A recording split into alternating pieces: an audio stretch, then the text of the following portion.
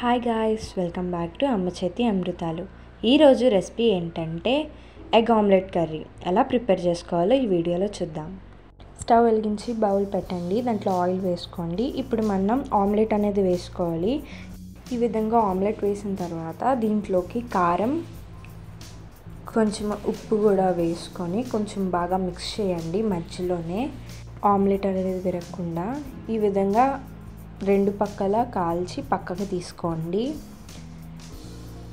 ఈ విధంగా కాలిన తర్వాత పక్కకు తీసుకోండి. అన్నీ ఈ విధంగా ఆమ్లెట్ వేసుకొని పక్కకు తీసుకోండి. అన్నీ ఈ విధంగా ఆమ్లెట్ వేసి పక్కకు తీసుకోండి. చూసారు కదా. ఇప్పుడు దాంట్లోకి మళ్ళీ ఆయిల్ వేసి ఇప్పుడు ఉల్లిపాయలు, పచ్చిమిరపకాయలు ఈ విధంగా కట్ చేసుకొని వేసుకోండి. ఇప్పుడు ఇది గోల్డెన్ షేడ్ వచ్చే వరకు ఫ్రై చేసుకోండి,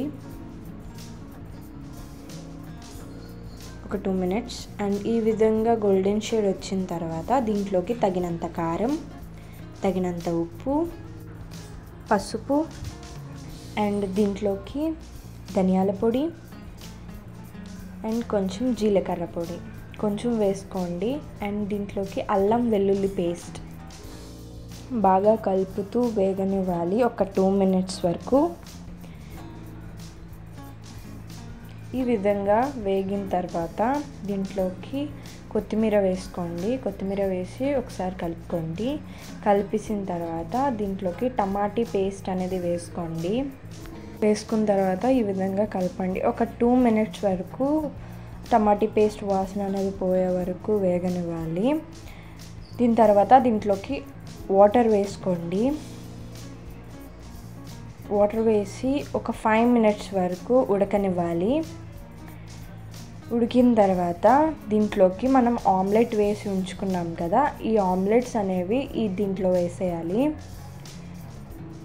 అన్నీ ఈ విధంగా వేసేయండి.